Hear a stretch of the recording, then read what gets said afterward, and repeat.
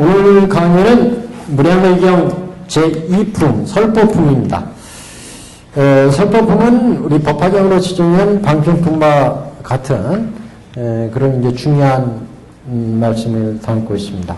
그러니까 무량의라고 하는 뜻, 무량의경이라고 한 그 본의를 말씀하시고 있는 품이 무량의품, 설법품이다 이렇게 볼 수 있는데, 설법품 내용 중에 핵심적인 부분은 무량의경이라고 한 이 경이 가지고 있는 가장 이제 중요한 본 의미가 뭐냐.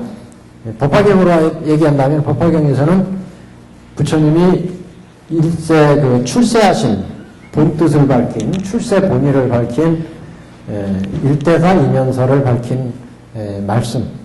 그러니까 부처님은 과거 부처님이나 현재 부처님이나 미래 부처님이나 어떤 부처님들이든 간에 중생을 제도하기 위해서 출세하실 때는 세상에 나오실 때는 일대사 인연으로 출연하셔서 중생들한테 불지견을 열어서 보여서 다 불지견에 깨달아 들어가게 하기 위해서 이 세상에 오신다. 그 출세본이다 이런 말씀을 했고, 출세본이는 결국 부처님이 중생을 제도하시는 본 뜻을 드러낸 그런 말씀이었습니다. 그 한마디는 결국 여태까지 설한 부처님의 모든 법문이 어떻게 이루어졌는지를 이제 밝히는 모든 법문이 결국 일불승을 열어서 보여서 다 일불승에 깨달아 들어가게 하기 위해서 부처님이 세상에 나오셔서 여태까지 갖가지 인연과 방편과 비유로 법을 설하셨다. 그것을 이제 밝혔는데, 이렇게 법화경이 일불승에 들어가기 위해서 부처님이 수많은 법문을 설하셨다. 이걸 밝히는 부분이라면 무량의경은 법화경의 서경이기 때문에 무량의경은 왜 부처님의 무량한 법문이 있게 됐느냐. 그 의의를 밝히는 부분입니다.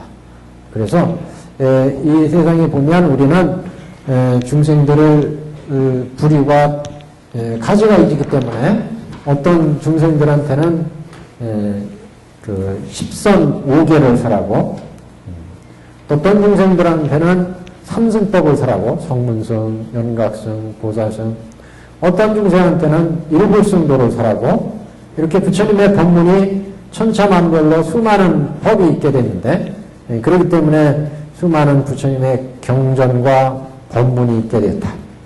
그래서 이렇게 수많은 법이 생기게 된 본 뜻을 밝힌 게 이제 무량의품의 무량의경의 무량의라는 뜻을 밝힌 설법품이다. 이렇게 볼 수 있습니다.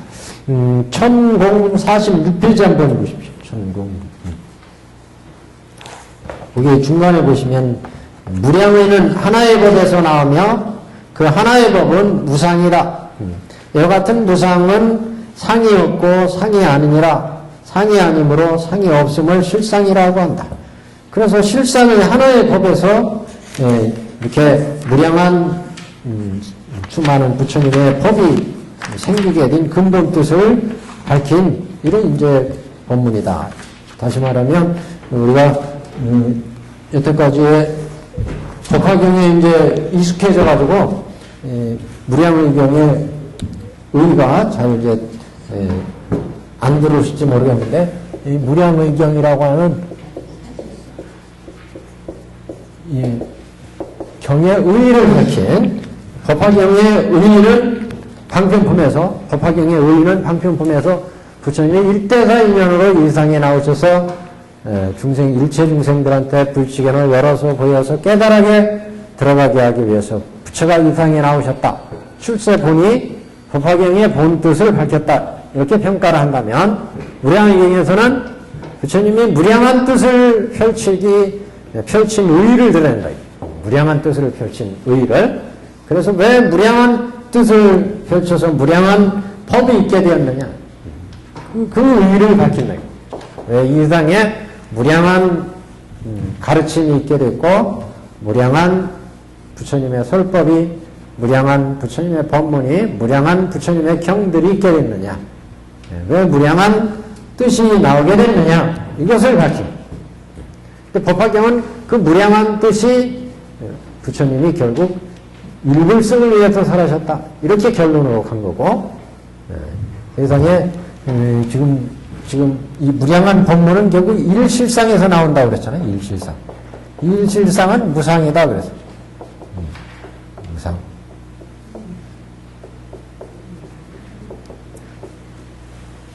하나의 실상, 실상. 이 실상에서 무량한 법이 나왔다. 무량한. 그래서 이러한 무량한 법이 나온 무량의 뜻을, 무량의 뜻을 밝혔다.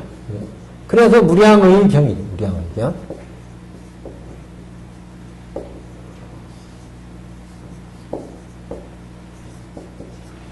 무량한 법이 왜 이렇게 무량한 법이 나오느냐? 부처님의 모든 법들은 중생들의 근기와 욕망과 성품에 맞춰서 부처님의 법이 이루어지기 때문에 이렇게 중생과 근기와 성품 여기에 맞춰서 법을 설하려니까 원래는 일실상의 법인데 여기에 무량한 중생의 근기와 욕망과 성품에 따라서 뭐 십선법, 10선 5개. 그러면 육도 중생을 위한 법이죠. 육도 중생을 위한.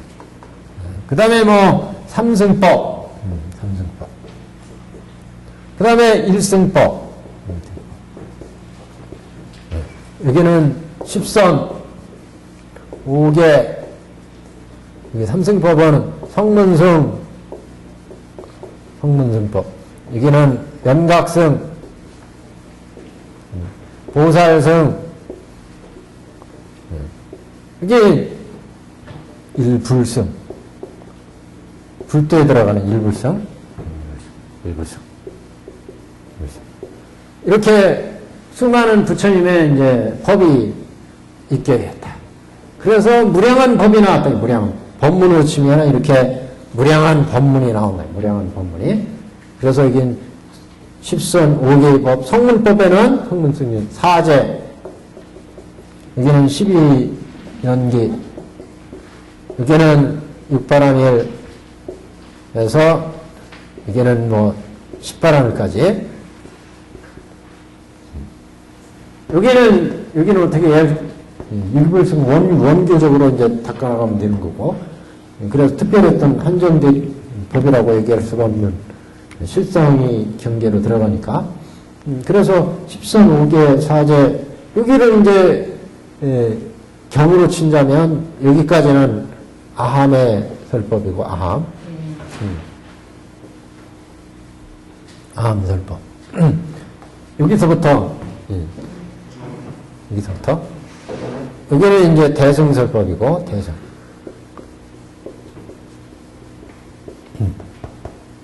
그래서 이렇게 무량한 가르침,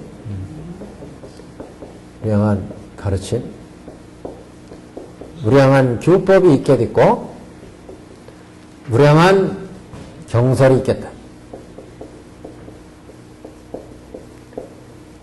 무량한 경의 설법이 있겠다. 안경원에도 자밤, 중암, 자밤, 증이라함, 이렇게 사암을 비롯해서 빨리어 상자부 계통에 또 똑같은 또 경전들이 있고, 대승경전에는 이제 반야부터 시작해가지고 대승경전에 이게 이제 처음에 초기에 반야부, 방등부 뭐 경설을 치면, 그 다음에 뭐 법화, 화엄,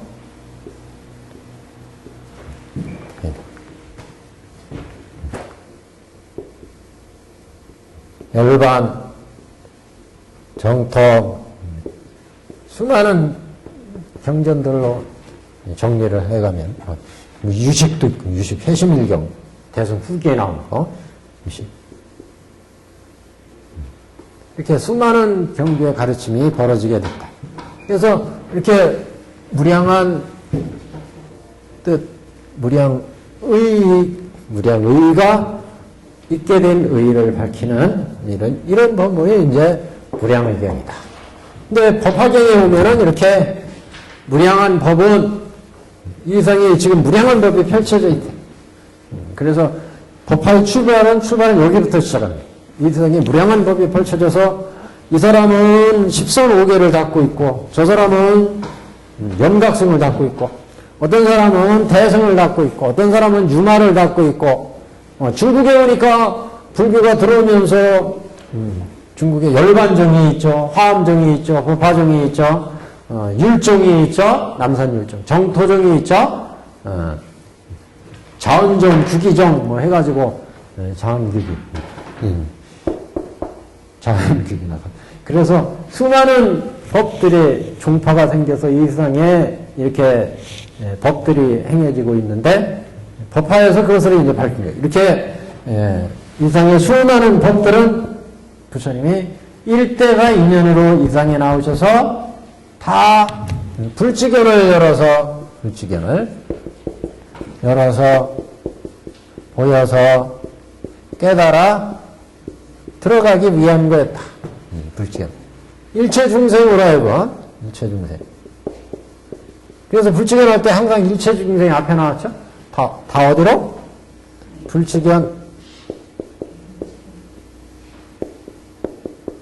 불지견에 들어가게 하겠다. 다시 말해서 일불성. 불도에 들어가기 위해서. 그래서 여태까지 이게 무량한 이런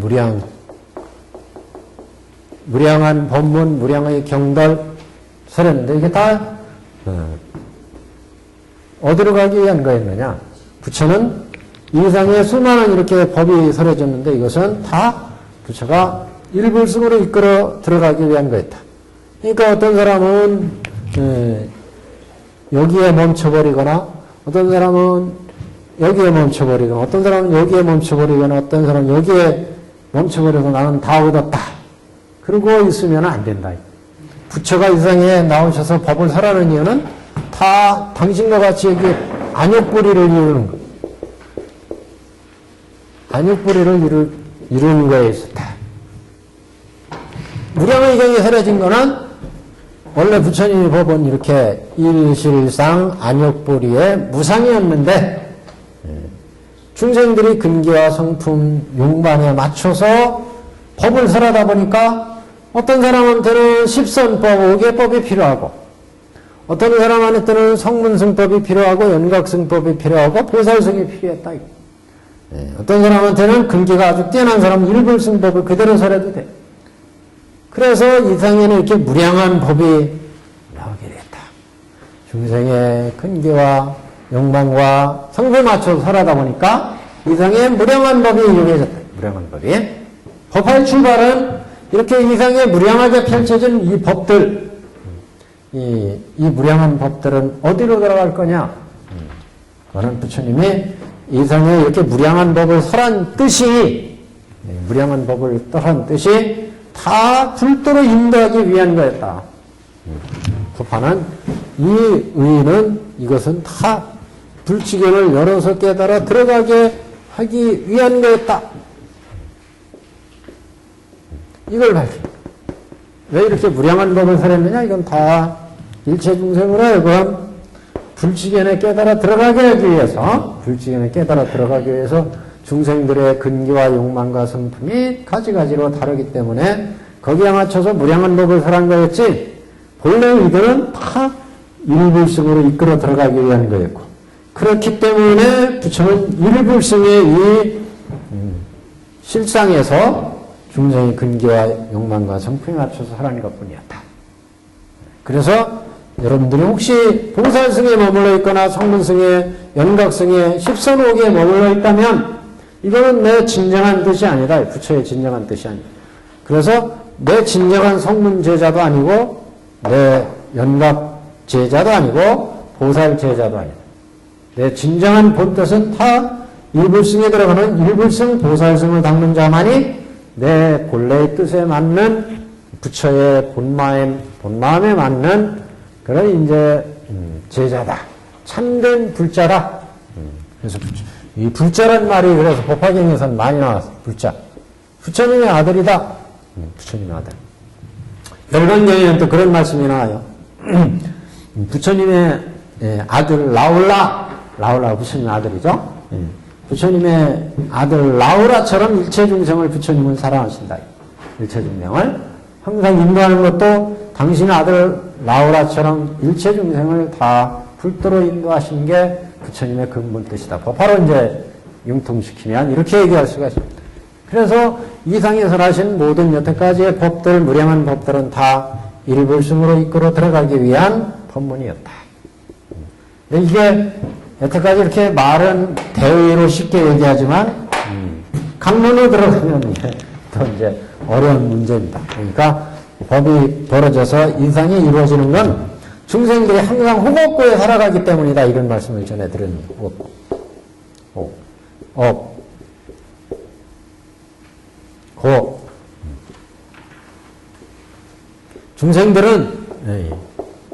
중생들은 중생의 업에 의해서 살아가기 때문에 그래서 중생들의 업에서 살아가니까 중생심에서 중생의 지견에서 부처님은 부처의 지견에서 살아가요. 그래서 이게 불지견이라고 그랬죠, 부처님. 요 지자는 요 지자로도 씁니다, 유지. 알지자로도 불지견. 이 부처님의 지혜는 안육따라 삼맥삼보리의 지혜예요. 그래서 그런 안육따라 삼맥삼보리에서 세상을 보는 안목이 불지견이죠, 불지견. 여기는 중생지견이에요, 중생지견. 예. 여기는 중생지견.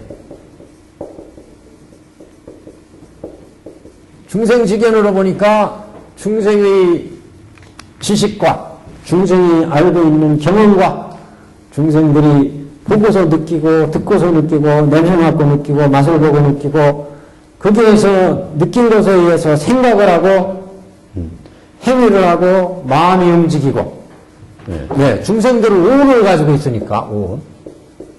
색온이 있고 중생들은 상온이 있고 상온 행온이 있고 식온이 있죠, 식온. 다섯. 수온이 있고. 느낌이에요, 느낌. 볼 때마다, 들을 때마다 뭔가를 느끼잖아요, 중생들은. 뭔가를 또 생각을 해, 상온. 행온, 마음의 움직임이 있어요, 항상. 식온, 인식 판단작용을 해. 어떤 것을 보든 간에 그것을 인식해서 구별해낸다. 아, 이건 안경집이구나, 이건 핸드폰이구나. 항상 보는 것에 의해서, 듣는 것에 의해서 판단을. 이건 항상 육근에서, 육경을 상대로 해서 일어나는 거죠. 안, 이, 비, 설, 신, 의, 이렇게. 색, 성, 향, 미, 촉, 법. 항상 이렇게 육근이 육경과 인연에 의해서 만나니까, 우리가 태어나면서부터 이거는 뭐 저절로 그렇게 돼요. 인연에 의해서 우리가 태어나서 인연에 의해서 보고 듣고 맛볼 때마다 우리의 몸뚱아리가 이루어지고 생각이 이루어지고 행운이 이루어지고 식운이 볼 때마다 내 몸뚱아리 식운, 수군, 상운, 행운이 비운도 맞죠. 훨씬도 의도. 그래서 내 몸뚱아리가 이루어지고 내 느낌이 이루어지고 생각이 이루어지고 마음의 움직임이 인식 판단이 이루어지는데 문제는 이게 부처의 지견에서 이루어지느냐. 부처는 부처의 안욕부리의 지혜에서 이 지혜에서 보고 듣고 판단을 지견을 한다. 보고 듣고 그래서 부처의 지혜에서 부처의 안목에서 보고 듣고 맛보고 몸으로 접촉하고 의식을 한다. 부처는 그 중생들은 중생의 안목에서 보고 듣고 맛보고 이게 이루어지니까 부처의 안목에서는 여시상, 여시성, 여시체, 여시력, 여시작에 의해서 보고 듣고 맛보니까 모든 실상을 다 알 수가 있어요. 실상. 우리 중생은 중생의 안목에서 보고 듣고 맛보니까 이거 안경에서 대상을 보니까 저거 가지고 싶은데 저거 먹고 싶은데 저거 입고 싶은데, 저거 듣고 싶은데, 저거 내가 입고 싶은데, 저거, 이렇게 뭐든지 중생들은 대상을 볼 때마다 욕심에 의해서 본다. 욕망에 의해서. 들을 때마다. 그래서 이 색상행식 작동을 하면 육근에서 육경을 볼 때마다 중생들은 부처님의 마음에서 볼 때는 여지상 여시 본말경 들어보지만 중생에서 보고 듣는 것은 다 이렇게 미혹에서 본다. 미혹에서 미혹한 마음으로 중생들은 미혹한 마음으로 보고 듣고 맛보고 또 보고 듣고 맛보고 해서 색상행식 내가 이루어지니까 육근에서 보고 듣고 맛보고 또 보고 듣고 맛보고 보고 듣고 맛보고 그러니까 거기에 따라서 행위가 이루어진다. 보고 듣고 맛봤더니 저거 가지고 싶네. 그러면 몸으로 가서 그걸 가져와야죠. 신업을 일으키고 신업.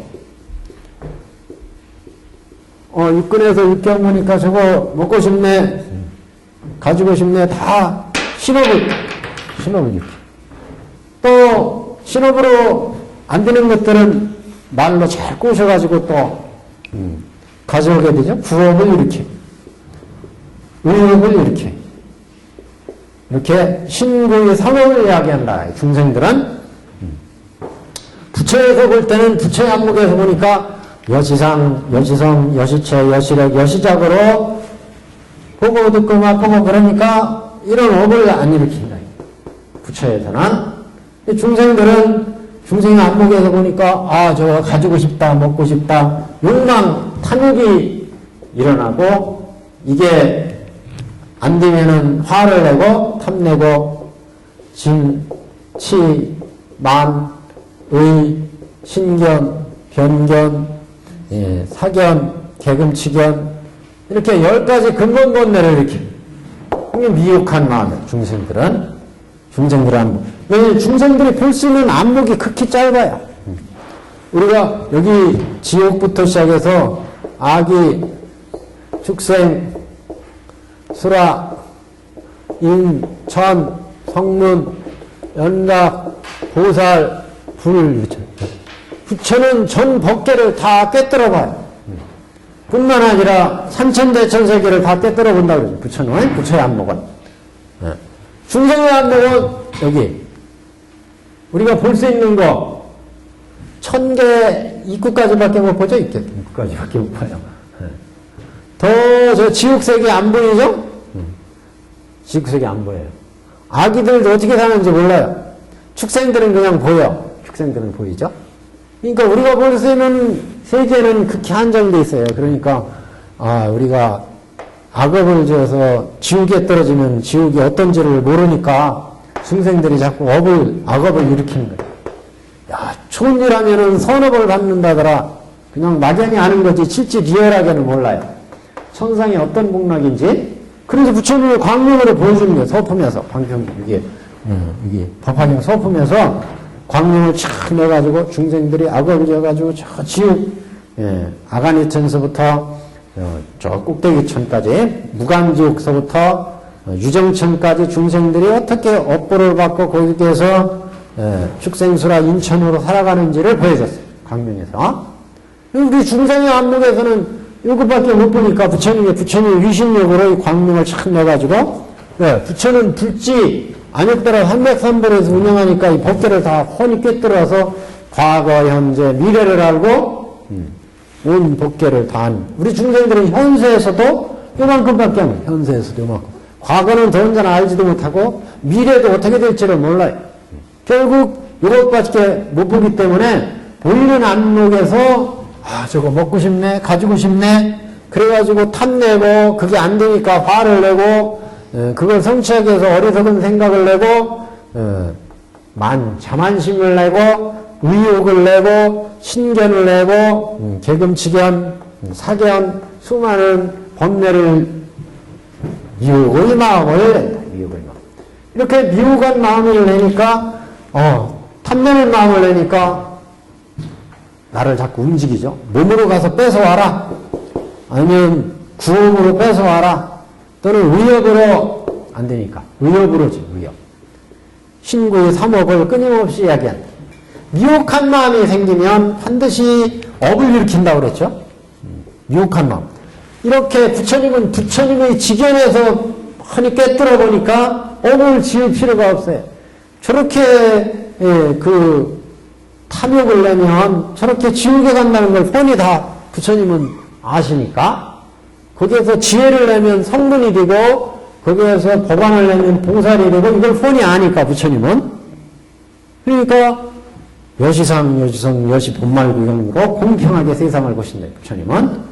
중생들은 중생의 안목에서 보니까 탐내고 화내고 어리석은 마음을 내니까 거기에 따라서 화내는 마음에서 업을 일으키고 어리석은 마음 탐내는 마음을 내니까 탐내니까 거기에 따라서 신업이다 부업이나 의업이 일어나고 화를 내니까 화내는 거에 따라서 신업으로 주목이 먼저가 신업으로 아니면은 화를 내다가 그냥 말로만 싸워 화를 내. 그 다음에 의욕으로 또 저는 그냥 가다가 고꾸러져 버려라 이렇게 의욕으로 또 생각 탐내는 마음에서 화내는 마음에서 어리석은 마음에서 자만심에서 진리에 대한 의욕이라는 건 뭐냐면 의라고 하는 건 탐진치 만의 신견 변견 사견 개금치견 이렇게 10가지 건네잖아요. 의는 의욕, 진리에 대한 의욕이에요. 이 세상은 다 인연에 의해서 인과가 이루어져요. 인과. 근데 이런 인과를 부정한다든지 예를 들면 좋은 일, 착한 일을 하면 좋은 결과가 있다. 이거는 어느 세계나 다 공통되는 도리예요. 이건 인과법을 부정한다든가 옛날에 실제 인도에 그런 학파가 있었어요. 종파가. 인과법을 부정. 브라만들이 이 세상에 가장 좋은 인을 좋은 선업을 인으로서의 선업이 뭐냐? 이거는 범천의 신께 잘 제사 지내고 범천의 뜻에 따라서 우리가 살면 그게 가장 큰 공덕이고 선업이다. 이렇게 얘기하니까 부처님 당시쯤 돼가지고 그래서 이런 브라만교의 제사 지상주의 다 신의 뜻에 의해서 이 세상이 만들어지고 변해서 이 세상이 이루어지니까 범천인 이 브라만 신의 뜻에 잘 맞게 우리는 항상 신한테 제사를 지내고 제사 지내면서 우리의 뜻을 관철시키고 신한테 전하고 그래서 브라만에 의해서 또 신의 뜻을 우리한테 전해받고 그게 다 제사로 이루어진다고 생각해요. 공양을 올리는. 그래서 수많은 그 브라만 시대에 보면 제사 지상주의다 뭐 이런 얘기가 나오는데 그래서 그런 거는 그런 선은 없다 이상해. 그런 선이 다 신에 의해서 만들어지고 브라만 신이 다 주관한다는 것은 말이 안 된다. 그래서 인과법을 부정하는 그러니 이제 그게 착한 일이라면 그런 건 이제 거부한다. 이러니 이제 파가 생겨야 된다. 그래서 이런 진리에 대한 의심, 인과법에 대한 당연한 도리에 대한 의욕 이런 것들이 이런 의심이 많으면은 의욕이 많으면 판단이 또 내려지질 않아요. 판단에 이건 실제 열심히 수행하고 닦아야 되는데 이게 진짜 진리인가 아닌가 이렇게 의욕을 자꾸 갖게 되면 그 진리에 깊이 들어갈 수가 없어요. 그래서 이것도 번뇌, 탐진치, 만심, 신견은 뭐냐면 이 몸이 나라고 생각하는 거. 이게 실제 있는 나다. 이게 실제 있는 햄이다. 이렇게 대상을 실체로 생각하는 거. 그것을 자꾸 실체로 생각하니까 탐진치가 나는 거예요. 집착하고. 그래서 신견, 경견은 칠친견에, 이건 흑백의 논리로 보는 거. 그래서 죽으면 아무것도 없다. 아니면 죽으면 영원한 세계가 있다. 이렇게 단정적으로 생각을 하는 흑백의 논리에서. 사땡견에. 세상에는 사땡견에가 난무할 때가 많습니다. 각가지. 어떤 사람이 나와가지고 내가 이 세상을 구원할 사람이다. 이러면서 사교를 만들고 아니면 사람들을 사기쳐서 돈을 모으고 다 사견.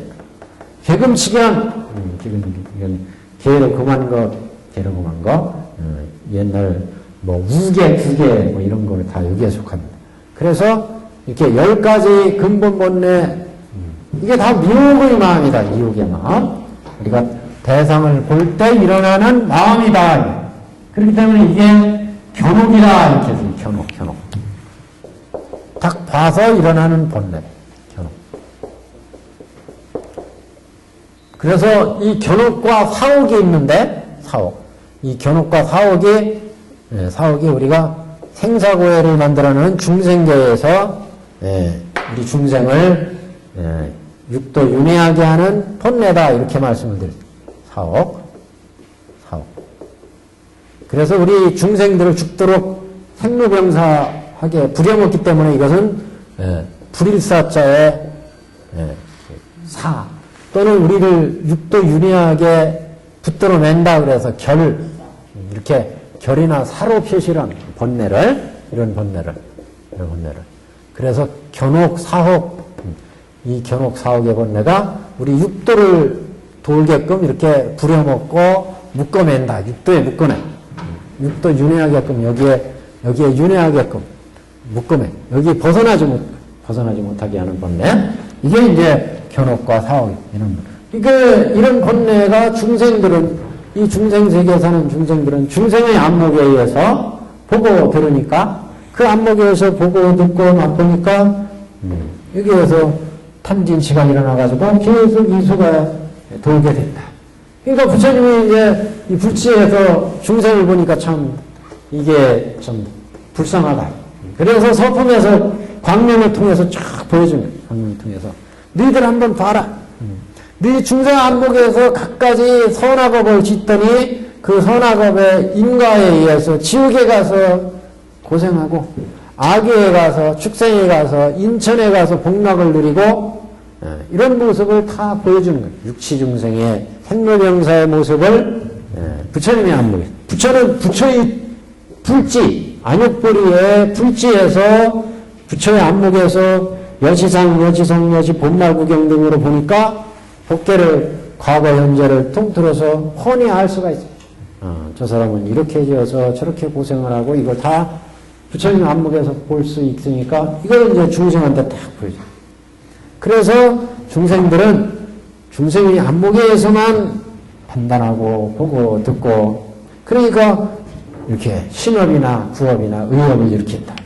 이렇게 신업이나 구업이나 의업을 일으키면 반드시 신업이나 구업 의업에 따른 결과가 나오죠. 그게 바로 고다. 신업이나 의업이나 구업을 지으면 이건 다 생로병사예요. 생로병사.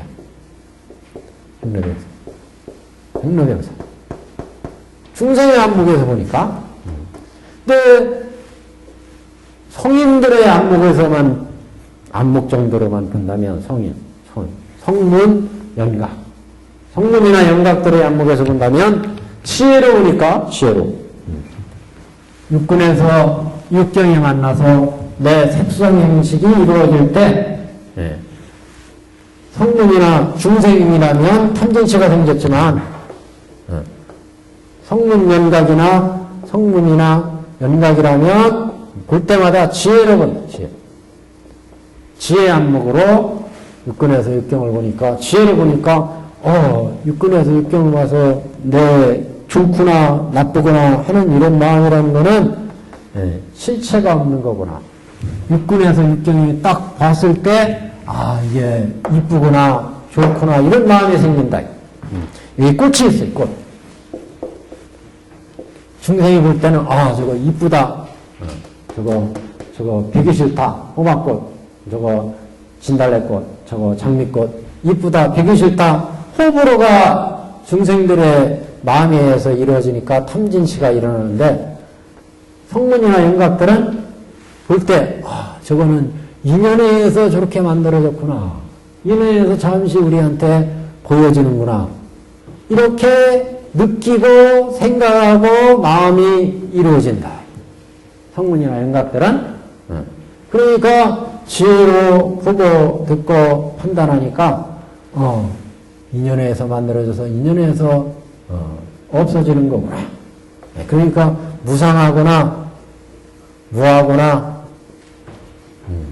그래서 저거는 인연에서 만들어져 내가 보는 마음이 만들어지고 보는 감정이 만들어지고 수상행식이 이루어지는구나. 이걸 알리니까 저렇게 인연에서 만들어지는 것은 무자성이구나. 무자성. 자성이 없으니까 실체가 없으니까 자성이 없으니까 저 꽃이라고 내가 집착할 게 뭐가 있고 내 이 느낌, 내 생각이라고 집착할 게 뭐가 있겠느냐. 옛날에는 그걸 볼 때 저거 아름답구나 해서 집착을 하니까 가져야 되고 훔쳐야 되고 말을 해야 되고 법이 일어났지만 성문이나 인각들은 지혜를 보니까 그 무자성 무아인데 자성이 없는데 그러니까 그것에 대해서 집착할 것이 무집착 집착할 것이 없으니까 꽃을 봤을 때 거기에서 예쁘다 비기 싫다 집착한 마음이 안 생기니까 저게 꽃이구나 집착하는 마음이 안 생기니까 마음에 소득이 없다. 무소득. 옛날에는 탐진치에 소득이 생겼는데 저거 가지고 싶은데 저거 내 거로 하고 싶은데 이게 안 생긴다. 그러니까 공하구나. 이렇게 무상무화를 본다. 이승이 안목이라면 이렇게 이승이 안목에서 보니까 탐진치 견옥과 사억이 안 만들어진다. 그러니까 여기서부터는 생사가 없는 거예요. 성문이나 인각들. 우리는 중생의 안목과 직견에서 보니까 볼 때마다 탐진치가 이루어졌지만 성문이나 인각 보살들은 다 볼 때마다 성문이나 인각들은 인연으로 만들어져서 인연으로 이루어진 인연에서 만들어져서 인연에서 이루어지는구나. 인연에 의해서 대상이 만들어졌고 그 인연에 의해 만들어진 대상을 우리가 눈에서 봐가지고 내가 느낌이 나오고 생각이 나오고 인식 판단이 나오는구나. 그러니까 내 수상행식도 결국 무상하고 무하고 무상하고 무하구나. 이렇게 봐. 그러니까 나도 무상하고 무하고 이상 모든 물건들도 무상하고 무하고 내 권위와 명예와 모든 것도 다 무상하고 무하고 이렇게 이런 안목으로 보니까 이승들은 이런 번뇌가 안 만들어지지. 이런 번뇌가. 그러니까 행사를 해탈한다. 보살들은 이렇게 만들어지는 것들은 다 인연에 의해서 내가 보고 듣고 맛보고 인연에 의해서 보고 듣고 맛보고 해서 탐내고 화내고 이런 마음이 다 인연에 의해서 생기는구나. 인연에 의해서 대상을 보고 인연에 의해서 그것을 판단하고 인연에 의해서 느끼고 그러니까 무자성이구나. 인연이 결합돼서 본다는 생각, 보여지는 느낌 모든 게 이루어지니까 자성이었구나. 자성이 없으니까 무집착이구나. 집착할 게 없다. 그러니까 무소득이다. 내 마음에 탐진치가 아니라 소득이 없어요. 보는 것이 실체가 없으니까 보는 내도 실체가 없으니까 그래서 운이 이제 연기무자성 공이고 대상이 연기무자성 공이고 이렇게 보는 거예요. 보살들은. 그래서 보살들은 이 공에서 출발해서 보여주는 대상이나 모든 것들이 다 공한데 공한 뿐만 아니라 가만히 봤더니 그 공한 연기무자성 공에서 인연이 결합해서 현재 이렇게 싹이 나오고 열매가 나오고 잎이 떨어지고 이게 변하는 게 다 인연이구나. 연기구나. 이걸 보니까 연기무자성 공이구나. 이걸 보니까 원래 연기무자성 공인데 공에서 인연지에서 모든 게 이루어지는구나. 여기까지 보니까 공에서 가까지 보게 되고 가에서 이제 실상을 보니까 가까지 나와서 보니까 인연에 의해서 모든 게 이루어지는 현상을 딱 보니까 원래 공한데 공에서 인연져서 현상이 만들어지는구나. 현상의 변화가 여기까지 보니까 여기에서 이제 뛰어난 사람은 원래는 연기 무자성 공이면서 가고 가이면서 원래는 여시상, 여시성, 여시분말구경으로 이루어지는 거구나. 중까지 간다. 그래서 이 양반들은 부처의 안목까지 들어가는 거예요. 여기는 공이고, 여기는 공에서부터 가에서 중까지 나간다. 중까지. 보살들은요. 그러니까, 중까지 들어가면 여기서부터는 이제 식지 정도 되면 부처님의 경지까지도 보게 되고, 여기 공에서는 이제 성문 경계까지도 보게 되고, 거기서부터 가를 보고, 중을 보고, 이렇게 하는 보살들은. 보살도에 따라서. 그러니까 지견의 문제, 지견. 보는 안목. 그래서 법화경에서는 이런 안목을 키우려면 그러면 어떻게 해야 되느냐? 안목을 키우는 부처님의 이 법문을 찾고, 보고, 생각하고, 찾고, 실천해라. 그것을 이제 수지하고 법화경, 독송하고, 읽고, 외우고, 해설하고, 찾고, 실천해라.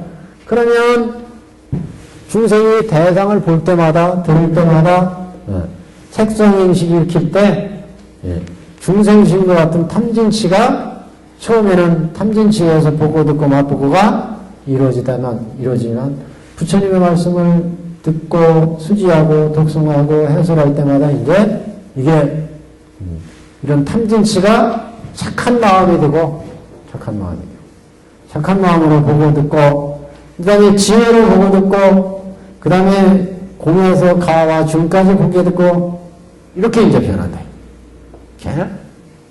그래서 법화경에서는 이렇게 법화경을 수지하고 독송하고 실천하고 오종법사로 실천하면 오종법사 그러면 육근이 청정해진다.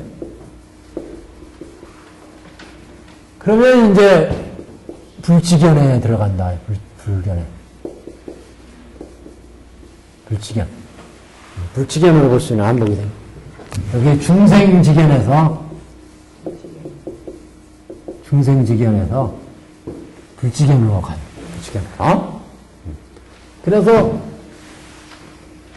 이렇게 가는 것을 법화경에서 말씀했다면 무량의 경은 원래 이렇게 일실상의 부처님이 그런 일실상의 경지에서 중생들이 근기와 성품과 욕망이 이렇게 다 다르기 때문에 거기에 맞춰서 중생을 제도하려니까 부처님께서 각가지 인연과 비와 성품에 몇 가지 방법으로 중생의 근기와 욕망과 성품에 맞춰서 십선법, 삼승법, 일불승법 수많은 무량한 법을 설했다. 무량한 법. 그래서 무량한 세계가 벌어지고 무량한 법이 설해진 거다. 이것을 이제 밝히는 그런 이제 법문이 법화경 무량의 품에 무량의 경에 설법품에 이제 중요한 내용이고 이제 법화경은 이렇게 해서 이상의 무량한 법문이 있는데 이 무량한 법문은 어디로 가느냐? 그래서 이 장자가 궁자가 있었잖아요. 궁자가. 그래서 궁자가 우리 중생인데 이 궁자가 이 무량한 세상에서 똥치는 일부터 이제 시킨 거죠. 근기를 성숙시키기 위해서 무량한 이렇게 부처님 법이 있는데 그 중에서 이제 이런 손법을 닦는 공부부터 시작해서 그 다음에 이제 집안일. 그래서 똥치는 일은 그래서 암의 설법이었죠. 똥치는 일, 집안일, 방등경의 이야기, 방등경의 가르침. 그 다음에 각가지 재산과 고난을 다 주어서 또 다스려보게 하고 전정상교. 그리고 난 이후에 이제 모든 법을 다 물려줬습니다. 이와 같이 이 법의 중생의 근기에 맞춰서 부처님이 중생을 제도하기 하기 때문에 무량한 법이 이루어졌다. 오늘 설법품은 이러한 무량의 뜻을 이제 설하는 그런 품이다. 이렇게 보시면 됩니다. 자, 페이지, 이거 페이지가 안 나왔네. 1040페이지. 무량의 경설법품. 그때 이때 대장엄 보살마살이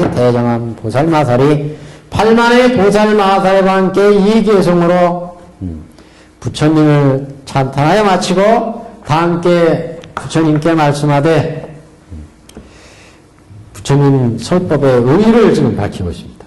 그래서 대장엄 보살마살이 8만의 보살과 함께 왜 8만인지는 이해가 되시죠? 원래 법화경 설법장은 8만의 보살들이 함께 있었어요. 비구 대중들은 그러니까 성문 대중들은 1만 2천이었고 다른 경들은 이제 대승경들은 8천의 보살들이 함께하고 있었다. 이렇게 이제 설합니다. 이게 법화경 계열의 대중들은 8만 대중, 대장엄 보살마살이 8만의 보살과 함께 개성으로 부처님을 찬탄하고 다 함께 부처님께 말씀을 하되 세존이시오 우리를 8만 보살의 대중은 지금 열의 법 가운데서 묻고자 하는 바가 있나이다. 부처님 법을 이제 여쭙고자 합니다. 어찌하오리까? 세존이시오 불쌍히 생각하사 들어주십시오. 그러니까 부처님 저희 중생들을 가엾이 여기셔서 우리의 질문을 답해 주십시오. 이런 말씀이죠. 부처님께서 대장엄 보살과 8만 보살에게 이르시기를 착하고 착하다 선남자여 이때를 잘 알았노라. 이때를 잘 알았노라. 이때를 잘 알았노라. 이 원문에 보면 선지 시시 이렇게 나온 시시 이때를 잘 알았노라. 너희 뜻대로 물으라. 너희 뜻대로 물으라는 거는 이제 묻고자 하는 바를 자유롭게 얘기해라 이런 말씀이죠. 너희 뜻대로 물으라. 열애는 오래지 않아 마땅히 열반에 들리니 열반 후에 널리 일체로 하여금 다 의심이 없게 하리라. 그러니까 부처님이 우리 장자금자에서 보면 법화설법이 전전상교한 이후에 이루어졌죠. 그러니까 똥치는 일하고 심상체심이 이루어졌고 그 다음에 이제 전전상교했어요. 그래서 모든 재산과 재물을 네가 한번 마음대로 운용해봐라. 너 이웃마을에 김서방한테 500만 원 꿔준 거 그거 네가 알아서 처리하고 돈이나 뭐 여러 가지 그 모든 관리를 다 아들한테 이렇게 넘겨준 거 이게 이제 전전상교였어요. 심상체신위에서는 그 똥치고 난 이후에 집안일을 이제 여러 가지 일을 하면서 아버지와 아들 사이에 믿음이 생긴 거. 그래서 저분이 내 아버지일 수도 있겠다. 아버지와 같이 생각하자.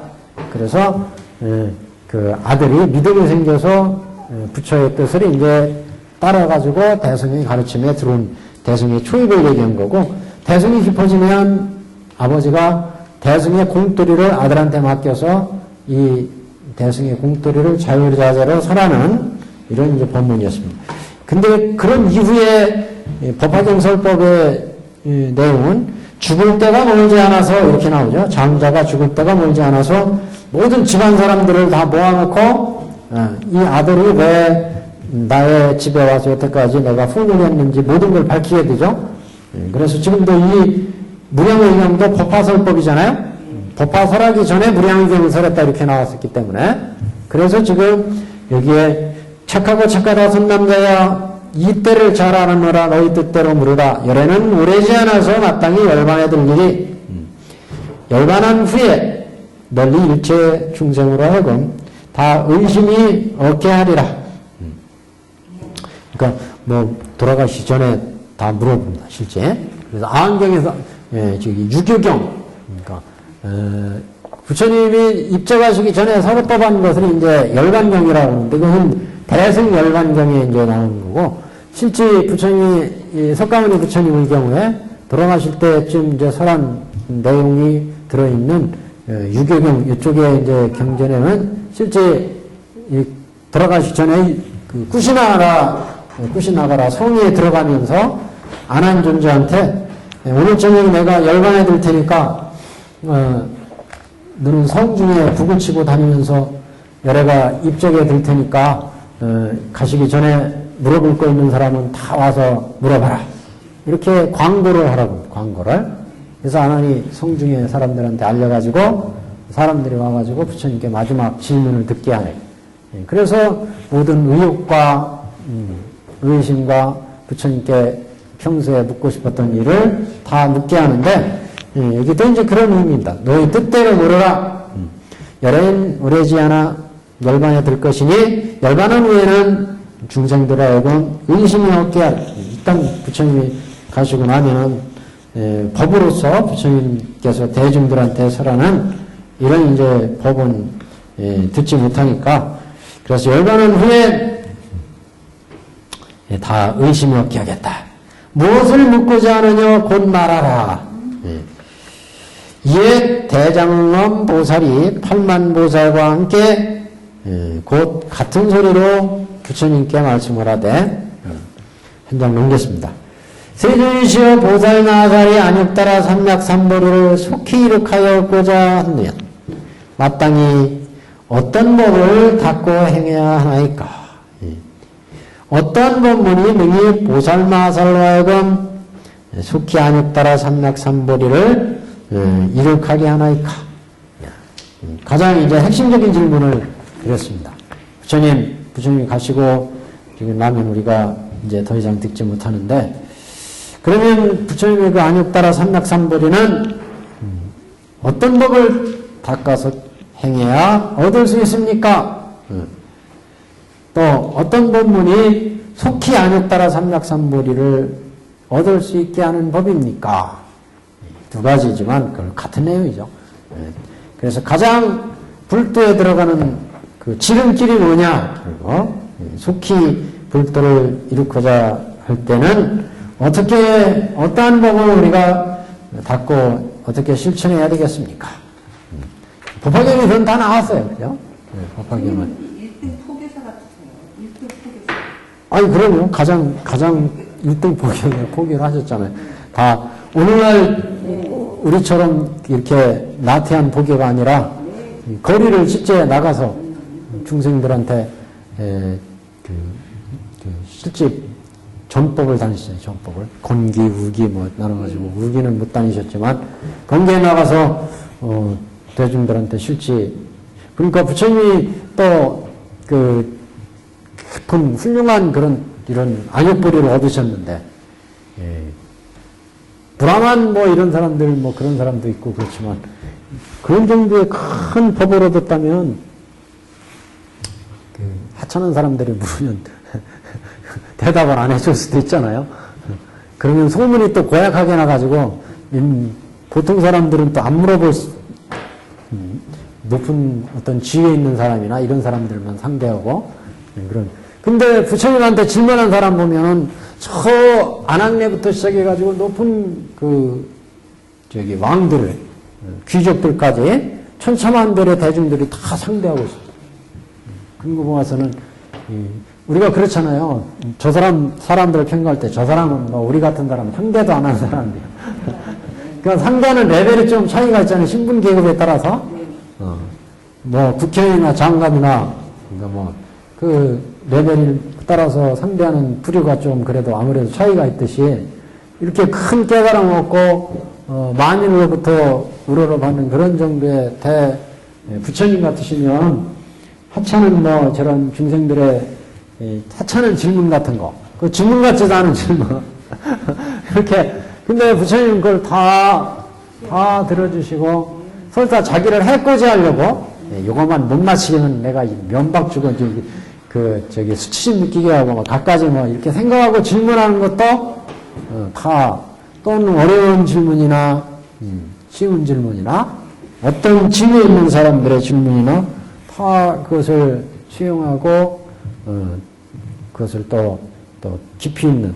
그러니까, 이런 안욕보리에 있어서 부처님의 어떤 지견의 경지여서, 그렇다고 하더라도, 굉장히 인간적인 그런 면에서 볼 때는 대단한 요새 무슨 상담의학 뭐 이런 게 있고 그런데, 상담심리 뭐 이런 게 있는데, 자기한테 내담자가 왔을 때, 무엇을 묻고 상담을 하고 왔을 때, 그 내담자를 어떤 신분과 계급과 이런 것 차이 없이 하나하나 다 그것을 듣고 또 거기에 딱 맞게 이 사람이 가장 중요한 게 그 사람의 이 능력과 욕망과 이걸 잘 알아야 거기에 맞게 올바른 대답을 해주죠. 동문서답을 해주면은 그 사람이 만족을 못 하잖아요. 그러니까 부처님은 그걸 다 맞게 또 이 사람은 저 농민의 지위, 농민의 그 생각에서, 저 상인의 생각에서, 저 왕과 귀족의 생각에서 각각의 불의에 맞게끔 법을 설하셨다. 답을 내리셨다. 이것도 굉장히 또 대단한 그런 상담의 결과다. 그러니까 그 브라만 같은 경우 저 양반을 내가 논파에서 그래도 저 잘난치 않은데 저거 완전히 깨가지고 저 이론을 다 깨버려야 되겠다.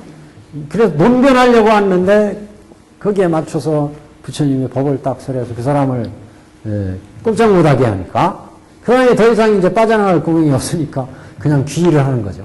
부처님 저도 부처님의 제자가 되겠습니다. 그래서 부처님 제자가 됩니다. 이런 얘기가 이제 경전에는 수많은 그러니까 뭐 희대의 살인자 뭐 앙골라마라 같은 얘기도 그렇잖아요. 앙골라마라.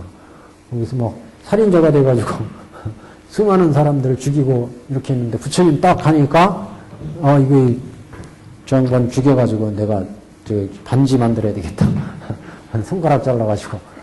그래서 지만이에요, 지만. 원래 이름이. 그래가지고 딱 죽이려고 칼을 딱 빼들었는데 부처님한테 밀려나가지고 부처님이 깨우쳐져가지고 네가 지금 결국 사도에 걸려있다. 삿된 가르침. 사견에 빠져있어.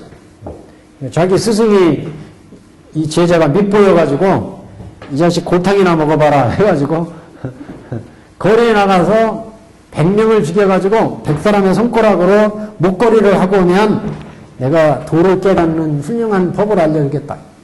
그래가지고 지만이 칼을 들고 거리에 나갔어요. 지만이 앙골라마라 이 사람 입장에서 보면은 여태까지 우리 스승이 자기들한테 허튼 소리 한 적이 없어요. 훌륭한 스승이었고 여태까지 우리한테 잘못된 가르침을 설한 적이 없는데 그러니까 그 말 믿고 나가서 이제 하나씩 죽여가지고 99개를 만들었다고 저는 99개. 마지막 부처님께 하나 해가지고 이거 채워가지고 목걸이 하려고 하겠는데 처음에는 자기 어머니가 왔잖아요. 자기 어머니가 나타나서 우리 어머니 내가 어떻게 죽이지? 그래가지고 이게 망설이고 있는데 부처님이 딱 나온 거예요. 그러니까 이 부처님 죽여서 이거 목걸이 만들어야 되겠다. 부처님 죽이려고 하니까 이 부처님이 칼을 이렇게 빼들었는데 저만치 물러났다. 이 부처님이. 그래서 아무리 쫓아가도 저만치 물러나. 그래가지고 그때서 이제 부처님이 설법을 한 거죠. 앙골라마라요. 그때는 사람을 죽여서 살인을 해가지고 도를 얻었다는 그런 이야기를 들어본 적이 있느냐? 그런 법은 없다, 세상에. 살생을 하고 사람을 죽여서 도를 깨칠 수는 없다. 그래가지고 얘가 거기에서 아차 싶은 거죠, 아차. 그래서 이제 부처님 법문 듣고 거기에서 이 사람이 부처님께 저도 그럼 제자가 되겠습니다. 그래가지고 제자로 이 앙골라마로 나중에 아란에 들어갔대요. 워낙 또 똑똑한 사람이었으니까 앙골라마가. 근데 나중에 나라에서는 저는 시대의 살인자라 그는 잡아다가 죽여버려라. 그래가지고 군대를 파견했는데 부처님이 그걸 사면을 받았잖아요. 이 사람은 사기에 빠져서 그런 거니까 내가 이 사람을 가르친다. 나한테 맡겨달라. 그래가지고 부처님이 이제 제자로 삼. 네, 부처님이 이렇게 어떤 계급이나 어떤 지위에 있든지 그 사람의 능력, 그 사람의 바라는 바, 성품을 아시니까 부처님의 지견, 불지견, 부처님의 안목에서 우리는 우리 안목에서만 보잖아요. 그러니까 판단하고 가르쳐 줄 수 있는 안목이 중간에 소크라테스나 저 노장자, 예수님이나 이런 분들은 그래도 이게, 뭐, 직연이 부처님만큼 우리가 볼 때는 아니라고 보지만, 하여튼, 그런 안목에 보니까 우리 그 인간들, 세속에 물들어 있는 사람들보다는 그래도 뛰어난 안목이니까 나름대로 대중을 안내하고 인도할 수가 있었죠. 우리는 이 좁은 소견으로, 중생의 소견으로 보니까 자꾸 이 번뇌가 만들어져 가지고 호걱거로 간대요, 호걱거. 그렇기 때문에 이제 이거 지경을 자꾸 넓히자. 그래서 이제 법화경이 어떻게 넓히느냐? 여기도 어떻게 해야 속히 안욕따라 삼약삼보를 얻을 수 있습니까? 이렇게 여쭤봤어요. 이미 답은 나왔어요. 법화경에서 우리가 공부했으니까. 법화경에서는 어떻게 하느냐? 법화경을 수지하고 독성하고 해설해라. 말씀 나왔고. 안락행을 닦아라. 또는 열애행을 닦아라. 다 금기마다 닦을 수 있는 법이 다른 거예요. 나는 수지하고 독성하고 해설해야 돼. 그거를 닦아야 돼. 오중법사를. 어떤 사람은 금기가 뛰어나니까 대본에 알아들어가지고, 열애의 방에 들어가서 열애의 옷을 입고, 열애의 자리에 앉아서 법을 설해야 되겠구나. 또 어떤 사람은 신안락행, 구안락행, 의안락행, 안락행을 닦아야 되겠다. 그 부처님이 중생의 근계 능력에 따라서 속히 불도에 들어갈 수 있는 갖가지 법을 설했습니다. 보살마하살이 안욕따라 삼약삼보리를 속히 이룩하여 얻고자 하면 마땅히 어떠한 법문을 닦고 행해야 하나이까? 어떤 법문이 능히 보살마하살로 어금 속히 안욕따라 삼약삼보리를 이룩하게 합니까? 속히 얻게 하는 데는 법화경 법문이 제일이라. 누가 말씀하냐면 해사스님이 그랬어요. 천태대사 스승이었던 해사스님이 그래서 속질, 속질, 빠를 질자 써서 속히 불도에 들어가려면 뭐를 닦느냐? 법화경 닦으라. 그래서 법화경은 대직도다. 대직도. 대도무문 이런 얘기가 있습니다. 대도무문하고 좀 다르네. 가장 곧고 바른 길, 곧을 직자. 법화경은 불도에 들어가는 가장 곧은 길이다. 빠른 길이다. 내가 여기가 목표가 있는데 여기에 들어갈 때 길이 막 꾸불탕 이렇게 돌아가고 들어가고 이렇게 딱 끄부려 들어가는 거. 이게 우리가 산매를 얘기를 할 때 뱀은 이렇게 꾸불탕 가잖아요. 근데 이게 대나무 통을 딱 놓고 여기를 통과시키면 곧바로 갈 수 있어요. 이게 마지간에서 이런 비유가 나와요. 마지간의 시행법은 바로 이 대직도다. 곧바로 목표에 갈 수 있는 꾸불탕 가지 않고 이게 대직도. 이게 법화경이다. 이게 법화경의 법이다. 다른 사람들은 여러 가지로 법을 닦는데 그렇게 닦으면 결국 돌고 돌아서 가는 법이고 법화경을 닦으면 법화경은 우리가 이걸 가지고도 얘기를 했잖아요. 중생의 육군, 성문 연각의 육군. 결국 모든 법이 다 여기에 집중되는 거다. 이게. 세상에 어떤 법도 다 내용을 파고 들어가면 다 이 얘기예요. 우리가 사는데 육군과 육경이 만나서 인연을 짓는데 이걸 똑바로 보고 듣고 맛보게 해야만 불도를 쉽게 할 수 있다. 중생의 안목에서 보고 듣고 맛보고 성문의 안목에서 보고 듣고. 근데 다른 데서는 이런 식으로 얘기를 안 하고 고문을 닦아라. 그 다음에 뭐 정식 득지를 해야 된다. 아니면 화엄의 법계를 얘기하고 수많은 법을 각자 다 말씀하고 있는데 법화경은 그 법이 다 어디로 집중되느냐 이 얘기다. 이 결국 얘기야. 우리의 보는 거, 듣는 거, 맛보는 거 이게 바르게 해서 결국 지혜를 깨닫게 하는 게 이게 그러니까 대직도다. 법화경의 법은 대직도. 결국 곧바로 안욕따라 삼약삼보리 부처님의 직연, 중생의 직연에서 부처님의 직연으로 싹 업그레이드 시키는 법문. 이게 이제 법화경의 법문이다. 결국 모든 법들은 다 이렇게 여기에 들어가는 법을 여러 가지로 설명하는 거예요. 그래서 유식 같은 경우 뭐 이렇게 보는 게 전오식, 그 다음에 운식이고, 제7 말라식이고, 제8 아래하식이고, 이거 어떻게 하느냐? 이거 전식 특제에서 이거, 우리의 잘못된 생각을 고쳐나가야 된다. 결국 법화경은 그래서 이렇게 중생의 안목에서 부처의 안목, 부처가 보고 듣고 맛보는 안목으로 바꾸려면 어떻게 되느냐? 경을 수지하고 독송하고 해설해서 직접 이걸 교정해야 된다. 우리의 중생의 안목에서 성민의 안목, 연각의 안목을 교정해야 된다. 그래서 그렇게 교정하는 방법이 결국 사안락행이고, 열의 삼법이고, 열의법, 열의의, 열의방울, 열의자리. 결국 그걸 이제 넓혀서 얘기하자면 육근청정이다. 육근청정이나 사안락행이나 삼법이나 다 같다. 그래서 법화문구에서는 그런 얘기를 몇 번 해요. 몇 번 얘기를 합니다. 육근청정이나 사안락행이나 또 삼법이나 사안락행이나 다 같은 얘기다. 같은 얘기. 그래서 대직도라고 이제 회사대사는 법화경의 본문은 대직도다. 우리의 육근에 직접 작용해서 우리의 안목을, 중생의 안목을 부처님의 안목으로 싹 돌려놓으면 다 끝나는 거예요. 그거는 모든 법들이 따르게 얘기할 것 없이 결국 우리가 중생으로 사느냐 부처로 사느냐는 이 지견의 차이다. 지견. 부처의 지견으로 사느냐 중생의 지견으로 사느냐. 그래서 이 중생의 지견을 자꾸 전환시켜야 된다. 전환시켜. 그래서 지금은 중생의 여태까지 쌓은 신글 삼업이 흑업고가 무거워가지고 이게 지혜가 안 들어는 지혜가.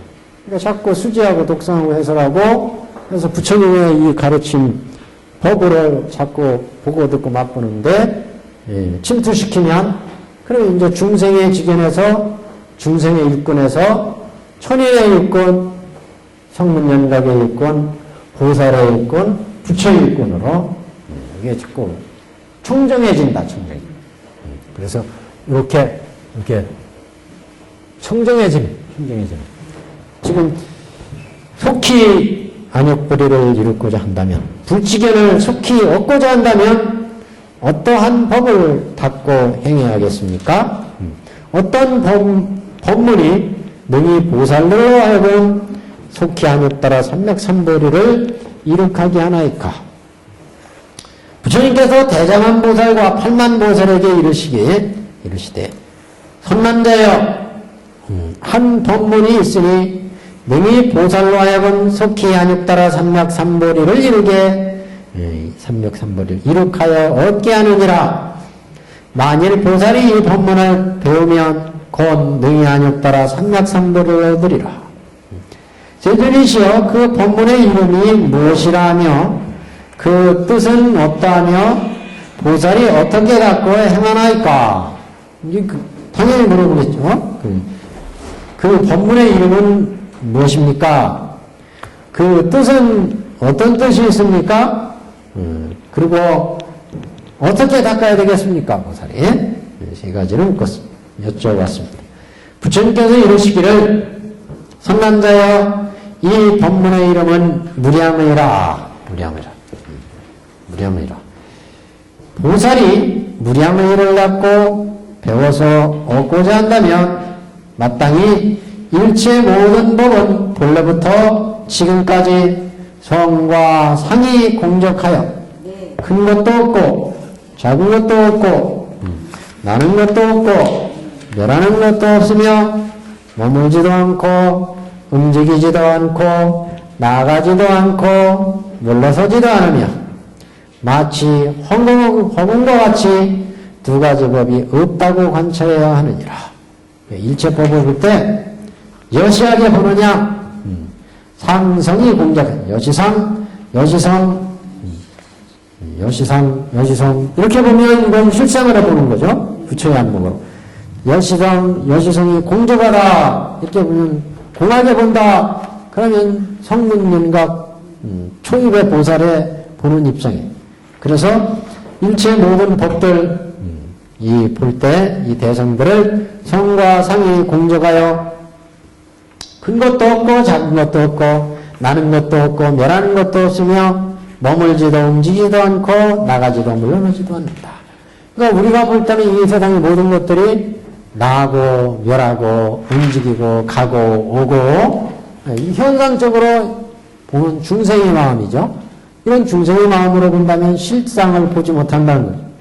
그래서 이 두 가지 오고 가는 것이 원래 본체가 오고 가는 것이었고, 작은 것도 큰 것도 원래 우리의 기준에 의해서 자신의 지식에 의해서 판단해서 보는 거죠. 원래 크고 작은 정해진 게 없다 이거 보지 않고. 우리가 볼 때 작은 거라고 하지만 개미가 볼 때는 엄청나게 큰 거예요. 우리가 보고 듣고 우리의 인식에서 중생의 지견에 의해서 판단하는 거죠.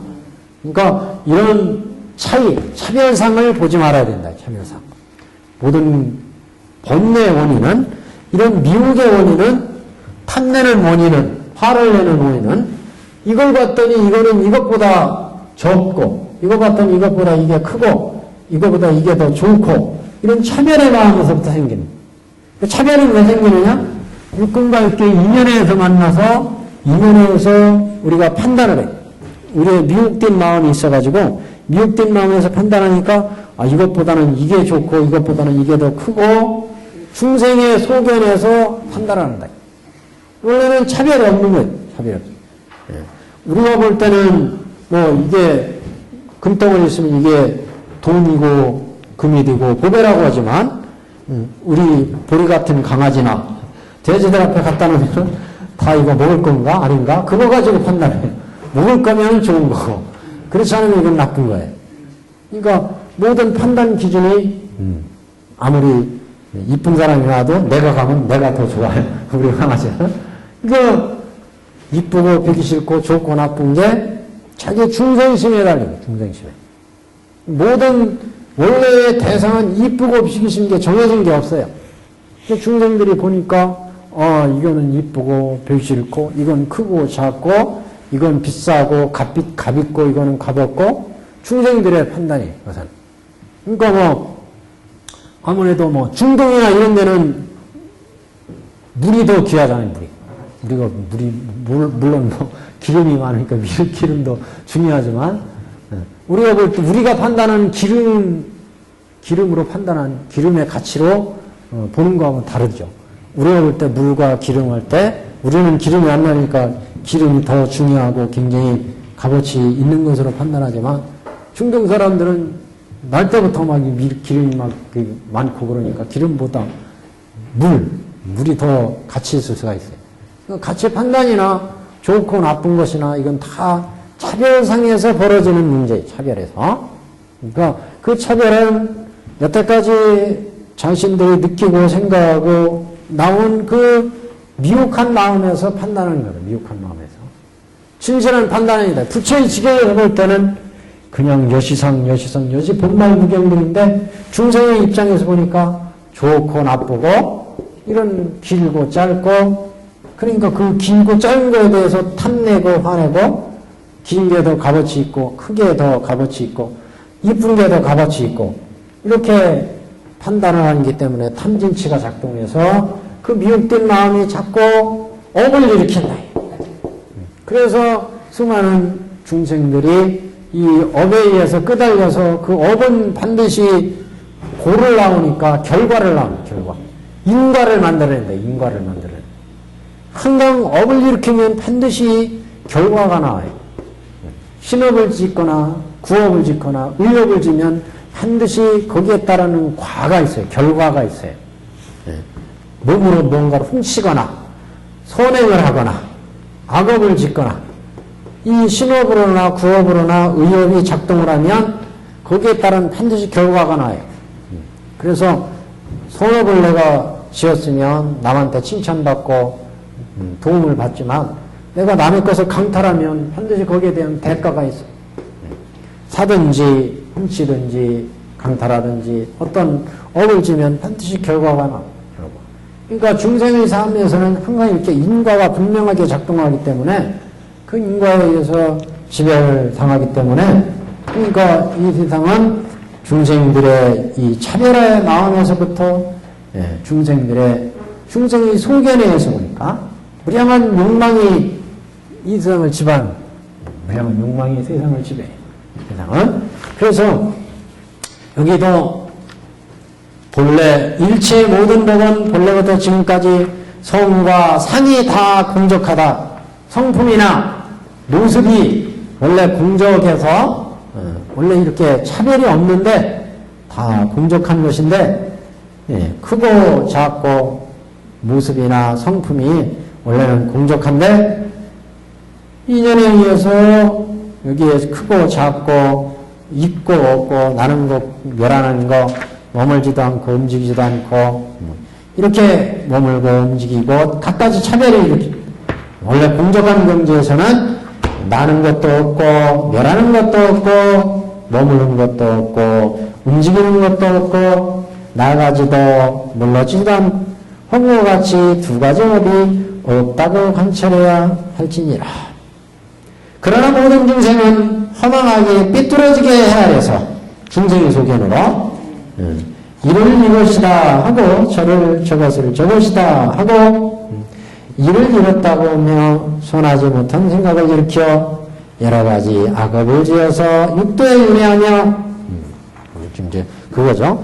대상을 볼 때 이것이다 저것이다 눈으로 봐서 이게 이것보다 좋구나 이것보다 크구나 인연에 의해서 이것이다 저것이다 이거 잃었다 저건 얻었다 선하다 선하지 못하다 이렇게 생각을 하니까 여기에 의해서 신구의 악업을 일으킨다. 그래서 악업을 지어서 육도에 윤회하며 모든 독한 괴로움을 받아서 한량하는 억겁이 지나도록 스스로 나오지 못함이라. 이렇게 육도 윤회하는 게 결국 호흡업에 의해서 신업과 구업과 의업을 일으켜서 그래서 이 신구의업이 여기에서 이렇게 업을 일으킬 때 이렇게 업을 일으킬 때 신업, 구업, 의업이 선하냐 악하냐 그래서 예를 신업을 지었다. 신업을 지어서 살생을 했느냐 살생을 하지 않았느냐 살생, 부살생 투도, 불토도 도둑질 했느냐 육군에 의해서 딱 봤더니 저거 가지고 싶어 먹고 싶어 먹음직해 그래서 탐심을 내니까 신업을 일으키는 거예요. 저거 가지고 싶은데 돈 주고 사든가 아니면은 그냥 훔치든가 투도하든가 안 주니까 내놔 그래가지고 칼을 썼어. 살생을 하든가 그 다음에 삿된 운행을 하든가 삿된 운행 뭔지 아시죠? 이쁜 남자 여자가 있을 때 삿된 사음을 일으키는 거. 그래서 이건 세 가지 신업이죠. 신업 세 가지 신업. 그 다음에 이제 구업으로는 망업 양설 악구 기업 이렇게 망업 양설 악구 기업 이렇게 네 가지 또 구업을 이게 이런 구업을 일으켰느냐 일으켰지 않느냐. 또 의업은 탐진치 세 가지 의업을 또 이렇게 10가지 10선업을 일으켰느냐 10악업을 일으켰느냐 10선업이냐 10악업이냐에 따라서 10선업을 일으키면 이건 공덕이 되는 거고 이거는 악업을 일으키면 이거는 그야말로 악업이 되는 거고 죄업이 되는 거죠. 죄업. 그래서 이 10선 10악업에 따라서 여기에는 상상의 10선 10악을 일으킬 때 지옥은 이렇게 신구의업을 일으킬 때 중품을 일으키면 악이 하품을 여기가 상품이죠. 하품을 일으키면 축생 이렇게 과보가 중생들이 아르마리에서 미혹한 마음에서 업을 지으니까 업에 따라서 여기에 10산업, 10악업이 일으키니까 이렇게 과보를 받는다, 이 과보로. 숙성에 들어가고, 악에 들어가고, 투라에 들어가고, 선업을 지으니까 여기는 상상에, 중에, 하에, 이렇게 또 선업, 여기는 악업. 그런데 이렇게 볼 때, 지혜를 보니까, 무상하고 무하고 그구나. 그러니까 이런 업이 안 생기고, 여기는, 무상하구나, 무하구나. 이렇게 보니까, 공가중으로 들어간다. 여기는. 그러니까, 중생의 아름에서 볼 때 이렇게, 이것이 좋구나, 나쁘구나, 오구나, 가는구나. 이게 중생에서는 험하고 삐뚤어지게 하려서, 이것이다, 이것을 얻었다, 저것을 얻었다, 선하지 못하다, 이런 생각을 일으켜서 결국 육도에 윤회하게 됩니다. 이렇게 육도에 윤회해서 모든 독한 괴로움을 받아서 한량한면 억겁이 지나도 스스로 나오지 못함이라. 이걸 풀어야 되는데 이 문제를 못 푸는 거예요. 인생들은 법화경을 독성하면 푸는데 이게 독성이 안 해가지고 못 풀었습니다. 그래서 보살마사라는 이제 밝게 알아가지고 보살마사는 이와 같이 밝게 관하여 불쌍히 생각하고 큰 자비심을 내어서 곧 구해내고자 하며 또다시 깊이 일체 모든 법에 들게 함이라. 법의 상이 이와 같아서 이와 같은 법을 나함이라. 법의 상이 이와 같아서 이와 같은 법이 머무름이라.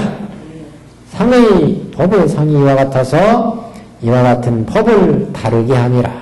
법의 상이 이와 같아서 이와 같은 법을 멸함이라. 법의 상이 이와 같아서 능히 악법을 낳게 하며 법의 상이 이와 같아서 능히 선법을 낳게 함이라. 머물게 되는 것도 다르게 되는 것도 멸하게 되는 것도 또 다시 이와 같음이라. 보살은 이와 같이 네 가지 상의 처음과 끝을 관하여 살피고 모든 것을 두루 알고 다음에 또 일체 모든 법은 순간순간도 머물지 않으며 새롭게 나고 멸함을 밝게 관해서 다 안다. 한량없이 한다. 무량하게 한다. 여기는 조금 이제 분석을 해야 될 게 있습니다. 그래서 보살마사는 이와 같이 밝게 관하여 여기서부터는 다음 시간 좀 자세하게 말씀을 드리겠습니다.